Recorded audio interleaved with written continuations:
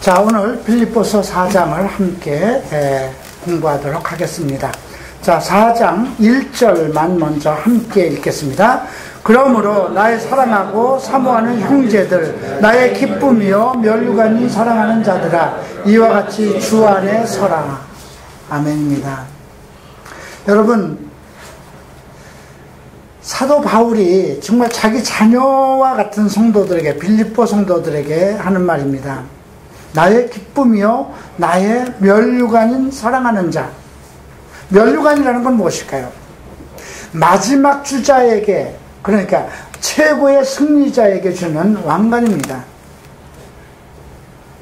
그러니까 지금 빌립보 교회 성도들을 향해서 나의 기쁨이고 면류관인 사랑하는 자들이라 이렇게 호칭했습니다.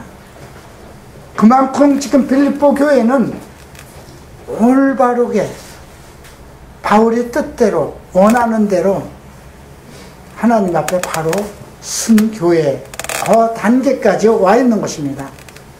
그런데 오늘 바울은 이와 같이 주 안에서 서라 이렇게 얘기를 합니다. 근데 이 말이 한번 잘 생각해 보세요. 그러므로 이와 같이 지금 무엇을 전제하고 있는 거잖아요. 그죠? 무엇을 전제할까요? 그러므로 나의 사랑하고 사모하는 형제들, 나의 기쁨이요 면류관인 사랑하는 자들아, 이와 같이 주 안에서 서라. 그것은 전제하는 것이 있습니다. 무엇을 전제할까요? 3장 전체를 전제하고 있습니다. 3장에서 시작은 종말로라고 얘기를 합니다. 핵심적인 이야기를 하는 것입니다. 바울은 빌립보 성도들에게 무엇을 주제로 잡았냐면 주 안에서 기뻐하라. 주 안에서 기뻐하라. 여러분, 교회를 억지로 끌려오듯 하면 그거 힘들어서 어떻게 오겠어요? 그죠? 아이들이 아버지가 가는 길이 만약에 참 어디 여행을 간다든가 좋은 일을 위해서 간다면 아이들이 집에서부터 얼마나 기뻐하고 따라 나가겠어요. 그렇죠? 그런데 아버지가 지금 자식을 데려가려고 하는 길이 아주 고통스럽고 안 좋은 길이라면 아이들이 그거 정말 도살장 가는 것처럼 끌려가지 않을 것이에요. 그렇죠? 지금 바울은 자기가 정말 유럽에 들어가서 처음으로 개척한 빌립보 그 교회를, 그들을 키워서 이제 그들 보고 이야기를 하는 거, 주 안에서 기뻐하라. 이 말 속에 잘 생각해 보세요. 왜 주 안에서 기뻐하라고 했을까요? 그들이 복음을 영접하고 생활이 윤택해지고 정말 무엇인가 세상 사람들과 구별돼서 잘 먹고 잘 살고 건강하고 유복한 가정이 되었는데 그들의 기쁨은 있는데 그것이 주 안에서 기뻐하는 것이 아니라 그들의 생활 속에서 만족함을 누리는 기쁨이라고 했을 때, 여러분 그 생각 한번 해보세요. 네. 우리 한국교회가 얼마나 축복을 받았습니까? 전 세계를 한번 살펴보세요. 한국교회만큼 축복을 받은 나라가 없습니다. 복음이 우리나라보다 1세기나 먼저 들어간 일본에 가보세요. 노인들밖에 없습니다. 그런데 요즘 한국교회에 큰 걱정이 있답니다. 청년들이 없어지기 시작한다는 것입니다. 수요 예배가 없어지기 시작한다는 것입니다. 저녁 예배도 없어진다고 합니다. 무엇일까요? 왜 그럴까요? 기쁨을 상실했기 때문에 그렇습니다. 교회를 가야 하는 기쁨을 상실했기 때문에 그렇습니다. 아버지를 만나는 기쁨이 있어야, 하나님 아버지를 만나는 기쁨이 있어야 오게 되는 거 아닙니까? 그런데 하나님이라는 위치는 나를 심판하시고 판단하시는 무서운 하나님이라는 감정만 있으면 나갈 수가 없잖아요. 왜 그럴까요? 내가 죄를 지어서는 안 되는데 죄를 짓고 있다면 하나님 오면 심판하시는 하나님, 그것이 먼저 생각나기 때문에 못 가는 것입니다. 그러나 내가 의롭고 거룩한 성도로서 정말 하나님의 말씀으로 잘 양육받아서 의로운 성도로서 거룩한 성도로서 살아가고 있다면 아버지에게 나를 보이기 위해서 가는 거잖아요. 그죠?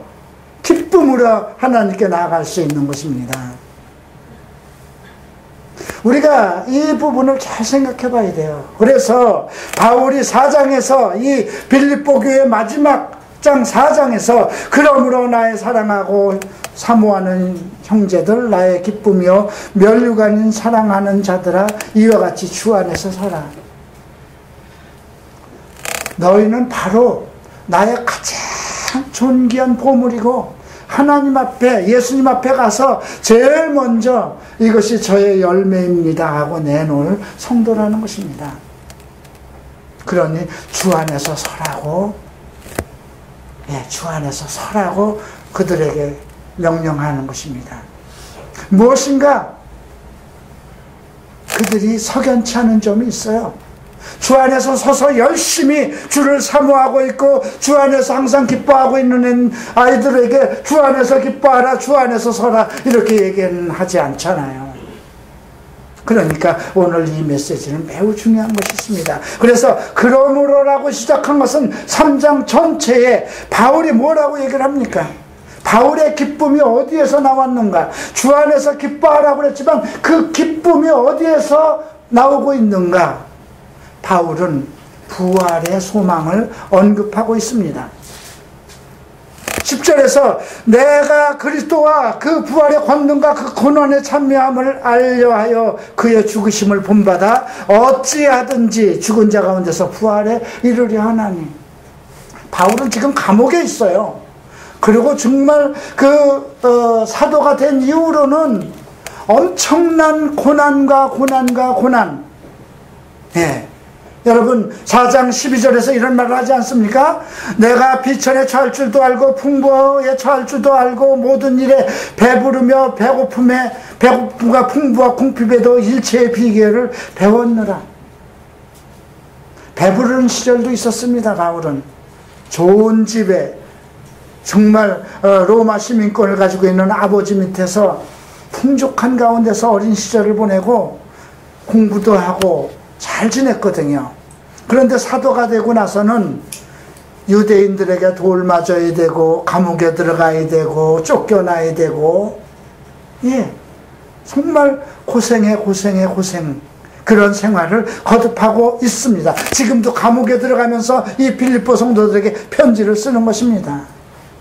그런데 내가 이처럼 고난에 참여하고 있는 것은 부활의 권능, 부활에 참여하기 위함이라는 것이죠.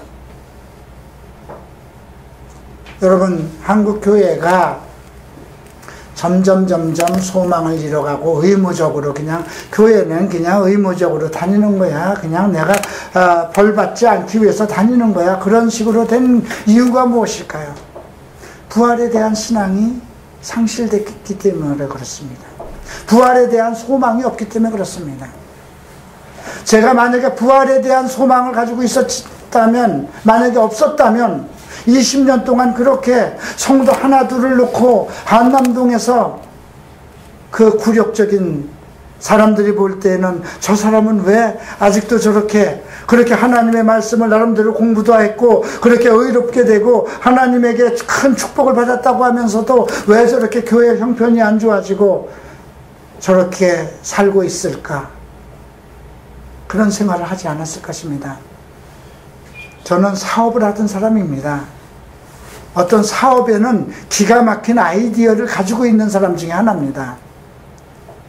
나름대로 무엇인가를 보면 그냥 어떤 것을 금방 판단할 수 있는 나름대로의 총명함을 가지고 있는 사람 중에 하나입니다. 그럼에도 불구하고 20년이라는 세월을 그렇게 책상에 앉아서 성경만 보고 어떻게 그렇게 있을 수 있었을까? 저는 나를 온전케 하고 나를 정말 변화가 돼서 새로운 한 사람으로 만들어주신 하나님의 그 권능과 능력을 압니다. 인간으로서 할 수 없는 부활에 사람을 변화시킬 수 있는 능력이 하나님께 있는 것을 나는 체험한 사람입니다. 그래서 바울은 3장 마지막 절 21절에서 그가 만물을 자기에게 복종하실 수 있는 자의 역사로서 우리의 낮은 몸을 자기의 영광의 몸의 형체와 같이 변케 하시리라. 저는 이것을 믿을 수 있는 사람입니다. 왜냐하면 나는 도저히 변할 수 없는 그러한 아주 고질적인 문제를 가지고 있었는데 예수께서 단번에 한순간에 나를 새롭게 하셨기 때문입니다. 그렇기 때문에 나는 이제 예수님이 오실 때, 예수님이 나를 불러오실 때에 우리의 이 죄의 육신 모든 것을 일순간에 변하게 하고 우리를 하늘로 끌어올리신다는 그 말씀을 믿을 수 있습니다. 여러분들은 어떨까요? 막연하게 우리가 이제 천국에 들어가는데 이런 생각을 가지고 있잖아요. 다들 죽어서 천국에 가는 걸로 생각합니다. 그러나 성경에서는 너희는 나를 믿는 자는 죽어도 살겠고 살아서 나를 믿는 자는 영원히 죽지 아니하리라 이렇게 말씀하셨습니다. 여러분들은 죽음이라는 게 없는 것입니다. 죽는다는 것은 몸이, 이 육신이 시간이 돼서 다 끝난 것입니다. 육신이 끝난 것이지 나라는 정신, 나라는 혼적인 요소와 나라는 존재는 그대로 살아서 하나님 나라로 옮기는 것입니다. 그런데 몸이 같이 변해서 간다는 것을 생각해 보세요. 우리는 죽으면 내 혼이 떠나서 천국으로 들어갈 것이라는 생각을 했는데 일순간에 죽은 자들이 무덤에서 일어서고 이 땅에 살아있는 나도 호련히 변화돼서 하늘로 올라갈 수 있다는 그 능력과 권능이 아버지께 있다는 것을 한번 생각해 보세요. 그런데 그 부활의 영광에 참여할 자들이 누구냐 하면 의롭고 거룩한 자에 국한되어 있다면 여러분들이 다시 한번 여러분들의 믿음 생활을 다시 한번 생각해 봐야 돼요. 어떤 고난이 있어도 그 의로움과 거룩함, 그 의로움과 거룩함이 내가 만든 것이 아니고 예수를 믿음으로 인해서 내게 주신 은혜라고 한다면 그 거룩함과 의로움을 지켜야 되지 않겠느냐 이겁니다. 그런데 내가 예수 그리스도가 십자가에 못 박혀 죽으심으로써 나를 거룩하다 하고 의롭다 하셨는데도 불구하고 내가 다시 육신의 생활로 들어가서 무엇을 먹을 것인가 무엇을 입을 것인가 내 취미생활 그런 것에 빠져서 다시 죄 속으로 들어간다면 우리에게 예수는 무엇이고 우리에게 하나님은 무엇이냐 이거죠. 그런 사람들에게는 부활의 소망이 있을 수 없다는 것입니다. 그래서 너희가 주 안에서 기뻐하라는 것은 다시 부활의 소망을 회복하라는 것입니다. 주 부활의 권능이 아버지 앞에 있으니 너희는 너의 의로운 믿음을 회복시켜서 주 안에서 부활의 소망을 가져야 된다는 것입니다. 그래서 바울은 그 3장 9절에서 이렇게 얘기를 합니다. 그 안에서 발견되려 함이니 내가 가진 의는 율법에서 난 것이 아니요 오직 그리스도의 믿음으로 말미암은 것이니 곧 믿음으로 하나님께로서 난 의다. 의를 얘기합니다. 인간의 의, 여러분들이 의인으로서 의인을 지키려고 해보세요. 유대인들은 그 율법을 가지고 계속 지키면서 의로움을 자랑하려고 그랬는데 결국 의를 지키지 못했습니다. 그래서 예수님께서 단번에 예수 그리스도를 믿음으로 말미암는 의를 우리에게 주었습니다. 의인이다. 내가 예수를 믿는 순간에 너희는 의인이다. 이렇게 정하신 겁니다. 그래서 우리가 예수를 믿는 순간에 나는 의인이 되었기 때문에 이 의인으로서는 의롭게 살아가는 원칙을 가지고 살아야 된다는 것입니다. 그것은 죄에 다시 빠지지 않는 것입니다. 내가 의인으로 살아갈 때 하나님으로부터 난 그 믿음의 의로 살아갈 때에 부활의 권능에 부활의 영광에 참여할 수 있다는 것입니다. 그런 사람은 기쁨을 상실할 수가 없겠죠. 자, 그러면 4장에서 종결해서 왜 바울이 이런 얘기를 하고 있을까요? 지금 보면 우리가 몇 사람의 이름이 나옵니다. 2장에서 유오디아라는 이름이 나오고 순두개라는 이름이 나옵니다. 유오디아라는 이름은 순조로운 여행이라는 뜻이고 그 순두개라는 이름은 행운이라는 뜻입니다. 아마 이들은 참 아주 모든 인생이 순조롭게 잘 풀려나갔고 아마 이들은 행운을 많이 받은 성도들인 것 같습니다. 그래서 교회 안에서 상당히 아마 유유자적하며 상당히 참 아마 자기 이름들을 나타내기를 아마 힘썼을 것입니다. 그런데 바울은 유유디아와 순두개에게 권합니다. 주 안에서 같은 마음을 품어라. 이건 뭡니까? 그들이 서로 다투기로 했다는 것입니다. 교회는 나오는데 하나님을 잘 섬기고 정말 자기들이 여유 있어서 풍족하게 정말 교회에 와서 활동을 잘하는데 자기 주장을 서로 하니까 부딪히고 싸움이 일어난다는 것입니다. 한국교회가 분열이 일어나는 것이 이것 때문 아닙니까? 그런데 바울은 또 이렇게 얘기를 합니다. 참으로 나와 멍에를 같이 한 자 내게 구한다고 그러죠.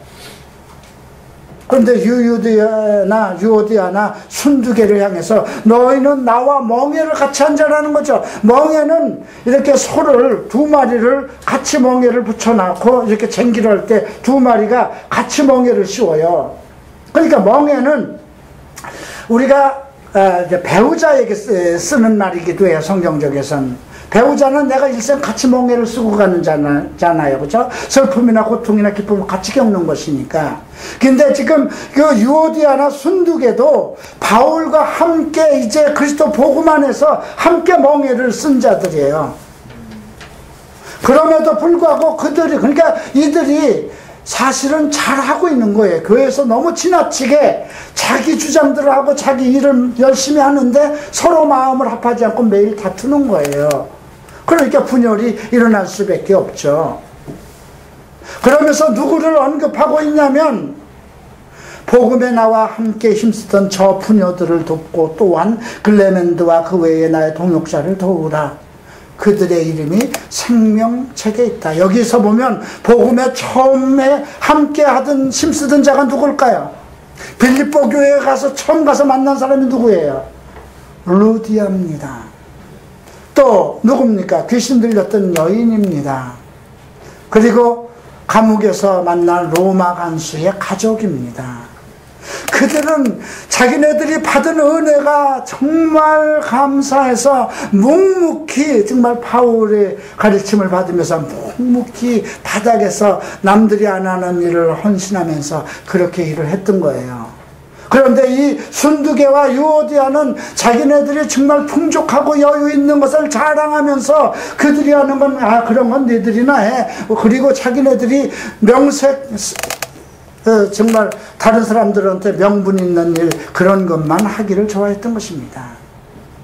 그래서 바울이 같은 마음을 가지고 정말 나와 함께 정말 묵묵히 바닥에서 교회를 위해서 성도들을 위해서 헌신하는 저들과 함께 저들을 도와줘라 이렇게 권고하는 것입니다. 그들의 이름이 생명책에 있다는 것입니다.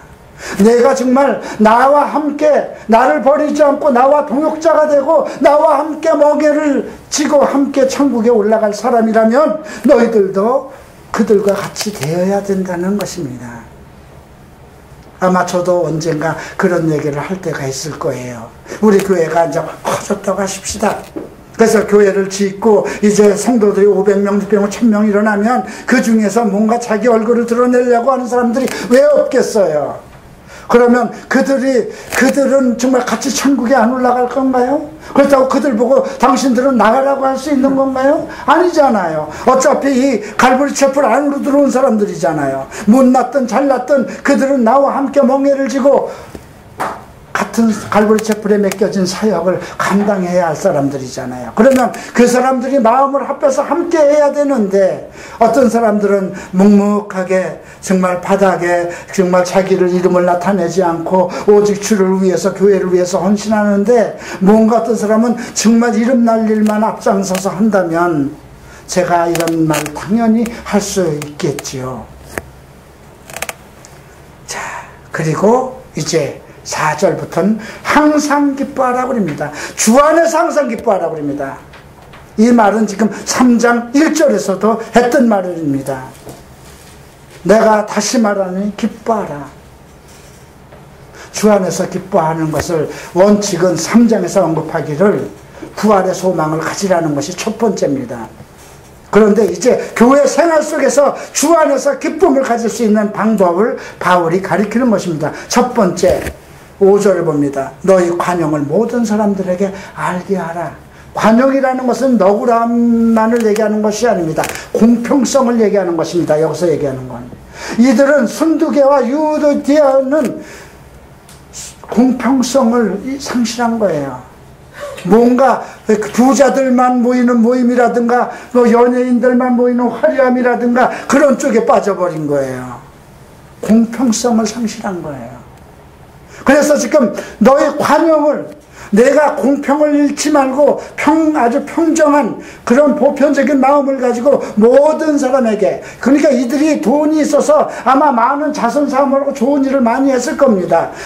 그러나 이것이 무슨 큰 이상한 선교회 대형교회에 있는 것처럼 그런 모임을 주도했을지도 모르겠어요. 그래서 너희 관용을 모든 사람들이 알게 하라. 이 바닥에 있는 사람들도 너희가 정말 공평한 마음을 가지고 너희가 가지고 있는 능력과 너희에게 주신 은혜를 공평하게 펴는 그런 은혜를 가지라는 것입니다. 왜 그러냐면 주께서 가깝기 때문에. 이 말은 뭐예요? 우리가 주님께 갈 날이 가깝다. 종말의 시대가 가깝다는 것입니다. 이 말은 조금 협박이기도 해요. 네가 나와 함께 같이 멍에를 쓰고 나와 함께 부활에 참여할 것이라면 태도 바꿔, 이 말이에요. 바울은 상당히 깊은 뜻으로 쓰지만 그 사람들이 읽을 때는 기분 좋게 썼어요. 참 나는 이걸 좀 배워야 되는데 너무 직선적이라 그냥 싫으면 싫다 좋으면 좋다 그러니까 좀 여러 가지로 저는 배울 점이 많은데 바울은 이들을 이렇게 언급하고 있습니다. 너희 관용을, 너희들이 그렇게 가지고 있는 능력과 모든 것이 다 모든 사람들이 불평 없이 받을 수 있도록 관용을 베풀어라. 주께서 가까웠다. 그래야만 너희들도 나와 같이 천국에 같이 들어갈 수 있는 거야. 이렇게 얘기하는 겁니다. 두 번째로 6절에서 아무 염려하지 말라고 합니다. 아무 염려하지 말고. 무엇에 염려합니까? 예, 대학교 들어가는 것에, 돈 버는 것에, 장가 드는 것에, 예, 염려할 것이 얼마나 많아요, 여러분들. 예수를 믿으면서 우리에게 주신 말씀이, 주님께서 친히 하신 말씀이 있어요. 무엇을 먹을까, 무엇을 입을까, 염려하지 마라. 이것은 이방 사람들이 원하는 것이다. 너희는 그 나라와 그 나라의 의와 그 나라와 그 의를 구하라고 합니다. 너희에게 필요한 모든 것이 다 있어야 할 것을 주님께서도 알고 계신다는 것입니다. 근데 염려하지 말라는 것입니다. 그 다음에 모든 일에 기도와 간구와 너희 구할 것을 감사함으로 아뢰어라. 기도는 간구는 무엇일까요? 기도는 보편적으로 해야 될 것이지만 간구는 꼭 필요한 거잖아요. 그죠? 주님, 우리 아들이 이거가 필요합니다. 우리 남편에게 이것이 필요합니다. 나에게는 이것이 필요합니다. 간절히 기도할 것이 있어요. 그것을 우리가 필요한 기도든 간구든 하나님 구할 것을 감사함으로 구하라는 건 뭐예요? 감사함으로 아뢰라. 이미 받은 것으로 알고 하라는 것입니다. 많은 사람들이 내가 감사할 것이 있어야 감사하지, 그러면 그 사람은 평생 감사할 것이 없을 겁니다.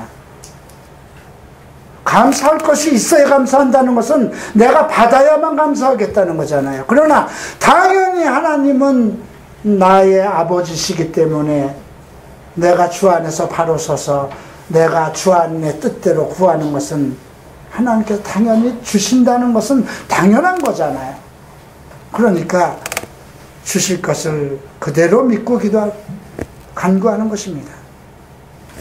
그러나 그렇게 하면 7절에 보십시다. 모든 지각에 뛰어난 하나님의 평강이 그리스도 예수 안에서 너희 마음과 생각을 지킨다. 이 말을 잘 생각해 봐야 돼요. 여러분들이 사업에서 실패하고 근심 걱정 갖는 게 무엇일까요? 마음과 생각을 지키지 못하기 때문에 그렇습니다. 마음의 번민과 생각을 지키지 못할 때 항상 괴롭고 걱정에 쌓이게 됩니다. 그런데 평강의 하나님이 나를 지키신다면, 모든 것이 가능하신 하나님이 나를 지키신다면, 없는 자를 있는 것처럼 부르시고 죽은 자를 살리실 수 있는 능력의 하나님이 나를 지키신다면 평안해질 수밖에 없죠. 그러니 너의 기도와 간구로 모든 구할 것을 주께 구하기만 하라는 것입니다. 그러면 그분께서 너의 생각을 평안한 하나님의 마음으로 지켜주신다는 것입니다. 그러나 이것은 시작에 불과합니다. 바울은 8절에서 너희가 만약에 이렇게 해서 하나님의 평강으로 모든 너희가 구한 것을 얻기를 바란다면 이제부터 너희가 생활 방법을, 생활 패턴을 바꿔야 된다고 합니다. 자, 8절 보죠. 형제들아, 무엇에든지 참되며 무엇에든지 경건하며. 이거는 믿음의 상황을 얘기하는 것입니다. 무엇에든지 참되어야 되고 무엇에든지 경건해야 된다는, 이건 믿는 사람으로서 갖춰야 할 믿음의 인격을 얘기하는 것입니다. 또 무엇에든지 오르며 무엇에든지 정결하며, 이것은 의인의 도리를 얘기하는 것입니다. 의인으로서 항상 정결하고 옳은 일을 해야 된다는 것입니다. 무엇에든지 사랑할 만하며 무엇에든지 칭찬받을 만하며, 이건 무슨 뜻입니까? 대인관계에서 원만해야 된다는 것입니다. 또 칭찬할 만하며 무슨 덕이 있든지 무슨 기림이 있든지, 이건 사람들에게 많은 자비와 덕을 베푸는 삶을 가져야 된다는 것입니다. 이것이 베이직으로 우리 크리스찬의 생활 패턴에 그대로 실천되고 있어야 된다는 것입니다. 이것이 되어 있는 사람은 모든 염려 다 내려놓고 하나님께 기도와 간구로 드려라. 그러면 평강의 하나님이 너희 마음을 지키시고 지각의 하나님이 내가 할 모든 일을 다 바르게 할 수 있도록 좋은 생각과 아이디어를 주신다는 거거든요. 자, 그러면 어떻게 우리가 이렇게 무엇이든지 참되고 무엇이든지 경건하고 무엇이든지 옳고 무엇이든지 정결하며 무엇이든지 사랑할 만하며 무엇이든지 칭찬할 만하며 이렇게 될 수가 있을까요? 그거는 정말 우리가 성의 문제도 아니고 세상에 나만 그렇게 산다고 되는 것도 아닌데 어떻게 이렇게 될 수 있을까요? 그래서 9절 말씀이 있는 겁니다. 함께 읽겠습니다. 너희는 내게 배우고 받고 듣고 본 바를 행하라. 그리하면 평강의 하나님이 너희와 함께 하시리라.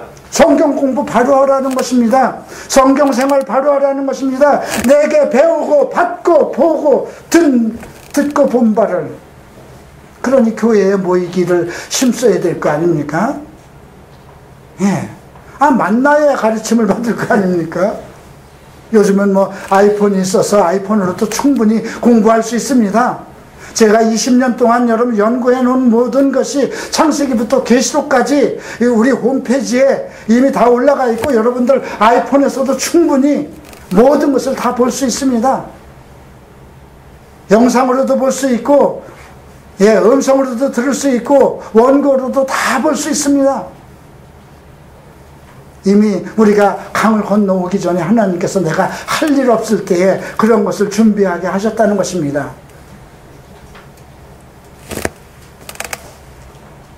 여러분, 그 다음에 10절 이후부터는 실질적으로 여러분들이 해야 할 일입니다.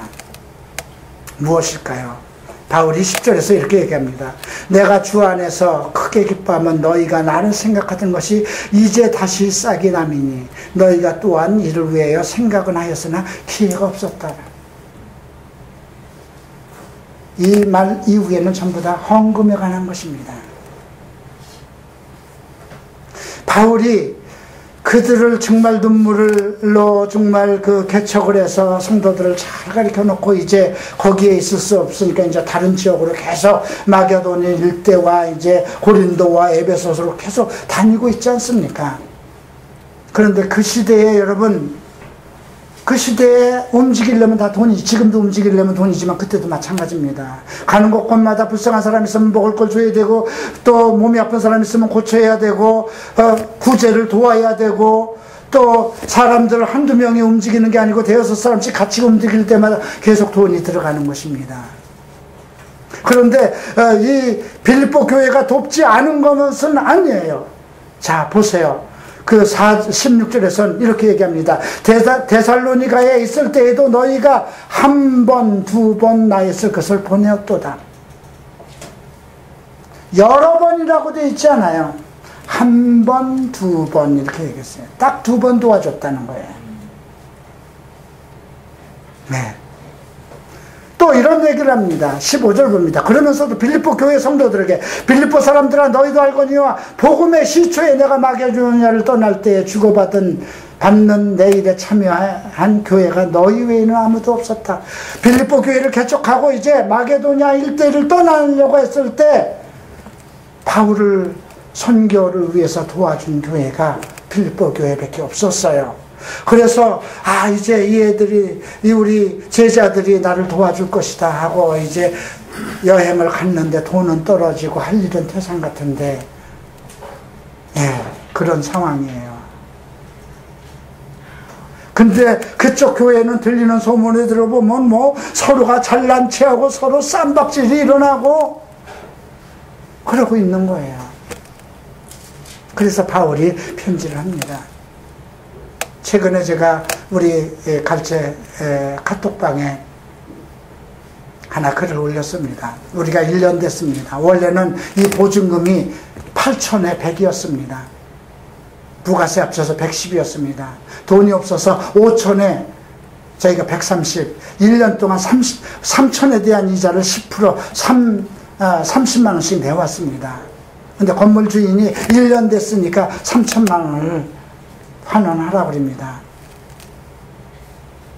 그래서 그동안 우리가 얼마를 모았는가 해봤더니 650이 있었습니다. 그동안 50만 원씩 죽을 힘을 다해서 돈이 없을 때는 어디서 꿔서라도 적금을 들어왔는데 650이 돼서 그거 중간에 깼습니다. 2년, 2년 이자는 많겠지만 우선 지금 필요하니까. 그리고 우리 방 집사님하고 의논했더니 방 집사님이 자기가 융자를 받아서 우리 교회에 1,500만 원을 은행이자로 대출을 받아줬습니다. 아마 한 3% 정도면 상당히 싼 거 아니겠습니까? 그래서 나머지는 어떻게 할 수가 없어서 이제 제가 여러분 벽돌 한 장씩 쌓읍시다 했습니다. 제일 먼저 보내온 것이 미국에 있는 이상원 집사입니다. 참 눈물겨운 형제입니다. 한 번도 저와 함께 있을 때도 그랬고 미국에 간 지 지금 3, 4년이 됐는데도 한 번도 저희 갈보리 채플과 저를 향한 마음에서 손을 놓는 일이 없습니다. 아마 오늘 저 동영상을 올라온 거 보면 목사님 왜 제 이름을 자꾸 그런 일에 또 말씀하세요 이렇게 전화가 올지 모르겠습니다. 그러나 오늘 바울은 순두개도 얘기하고 유오디아도 얘기하면서 글레멘드와 같은 동역자를 얘기하고 복음의 시초에 나와 함께한 면류관을 받을 만한 그런 자들의 이름을 거론하고 있습니다. 우리 교회가 할 일이 상당히 많습니다. 저는 성전을 건축하는 일에 돈을 쏟아붓지는 않을 것입니다. 왜 성전에다 건물에다 왜 돈을 들이겠습니까? 이제는 이걸로 우리는 충분합니다. 네, 이제 우리는 해야 할 일이 많이 있습니다. 아직 3층이 저쪽이 우리가 얻은 것은 아니지만 그래도 비어 있습니다. 2층 카페도 어떻게 활용해야 될지 아직은 부속 건물로 있지만 해야 할 일이 많습니다. 하나님께서 저것을 하도록 제게 허락을 하셨고 주셨다면 하나님이 주신 비전을 성취해 나갈 것입니다. 이제 이 일들을 이제 우리가 해야 할 것입니다. 바울은 지금 빌립보 교회에게 그걸 얘기를 해요. 내가 지금 개인적으로 내가 필요해서 너희에게 돈 요구하는 것이 아니라는 것이죠. 나는 궁핍함에도 배부름에도 그러한 자족하는 그런 능력을 가지고 있다. 나는 주 안에 능력을 주시는 자 안에서 내가 모든 것을 할 수 있다. 이렇게 얘기를 합니다. 동감합니다. 저는 여전히 항상 가난하게 살고 있지만 나는 원래 배부르게 먹던 시절이 있었습니다. 또 배고픈 시절도 있었습니다. 그런데도 지금 풍족합니다. 20여 년 동안 사례를 한 번도 받지 못했어도 저는 항상 넉넉하고 항상 풍족했습니다. 바울은 내가 돈이 필요해서 너희들에게 원하는 것이 아니라 이 복음 사역에 이제 우리가 이 하나님의 복음을 전파하기 위해서 너희들이 중단을 해서는 안 된다는 것을 언급하고 있는 것입니다. 그동안 그 빌립보 교회는 멈춰 있었던 것입니다. 자기네들 정말 자기당착에 빠지고 교회가 커지고 하면은 교회가 그런 것을 상실할 수도 있습니다. 17절 보겠습니다. 내가 선물을 구함도 아니요 오직 너희에게 유익하도록 과실이 번성하기를 구함이라. 이 말은 무엇일까요? 내가 궁핍해서 내 필요한 것 너희들한테 선물 바라는 거 아니다. 너희들이 드린 것만큼 너희들이 열매를 맺고 축복을 받게 하기 위해서라고 얘기를 합니다. 향기로운 재물을 아끼지 말라고 18절에서 얘기합니다. 내게는 모든 것이 있고 또 풍족한지라. 또 에바브로디도 편에 너희가 준 것을 받음으로 내가 풍족하다. 내가 지금 감옥에 있는데 너희 중에 있는 에바브로를 보내서 내가 쓸 것을 감옥에서 쓸 것을 보내줬기 때문에 나는 풍족하다. 그러나 필요한 것을 받으실 만한 향기로운 재물이요 하나님을 기쁘게 한 것이라. 복음 사역에 필요한 것을 멈추지 말라는 것이죠. 여러분들은 어떻습니까? 드릴 것이 없는데 어떻게 드리겠느냐고요. 하나님께서는 없는 것을 드리라고 하지 않는다고 하셨어요. 우리가 어차피 다 가지고 갈 게 아니에요. 우리가 부활의 날에는 그냥 하늘로 올라가는 것입니다. 내 의로움과 내 거룩함, 하나님이 주신 그 의로움과 거룩함대로 올라갈 것이라는 것이죠. 이 땅에 있는 것을 자랑할 것이 없다는 것입니다. 19절 함께 읽고 마치겠습니다. 나의 하나님이 그리스도 예수 안에서 영광 가운데 그 풍성한 대로 너의 모든 쓸 것을 채우시리라. 무엇을 걱정하실 것입니까? 사업에 실패했어도 괜찮습니다. 그냥 내려놓으십시오. 여러분들이 하나님의 지각을 갖고 하나님이 주신 아이디어를 가졌으면 실패했겠습니까? 다 자기 생각대로 했기 때문에. 근데 오늘 우리가 어떻게 하면 너희 구약 가서 감사함으로 하나님께 미리 다 드리면, 하나님께 감사함으로 하려면, 하나님께 감사를 한다면 평강의 하나님이 우리의 지각을 지켜주신 거라는 거죠. 여러분, 오늘 메시지는 여러분들이 하나님으로부터 축복을 받기 위한 어떻게 내가 하나님께 감사할 것인가, 그 메시지입니다. 젊은이들도 마찬가지입니다. 있어서 드린다고 나도 사업을 해서 잘 되면 하나님 빌딩 사드릴 겁니다. 하나님 빌딩 원하지 않습니다. 어떤 사람은 내가 복권이 되면 하나님을 위해서 평생 쓴다고 그러는데 복권 타가지고 1등 된 사람들 다 망했다고 합니다. 하늘에다 쌓아두십시오. 선한 일을 위해서 쌓아두십시오. 그러면 하나님께서 오늘 말씀하신 것처럼 세세 무궁토록 여러분들에게 그 풍성한 대로 모든 쓸 것을 일평생 채우실 것을 믿습니다. 다 함께 일어나시기 바랍니다. 기도합니다.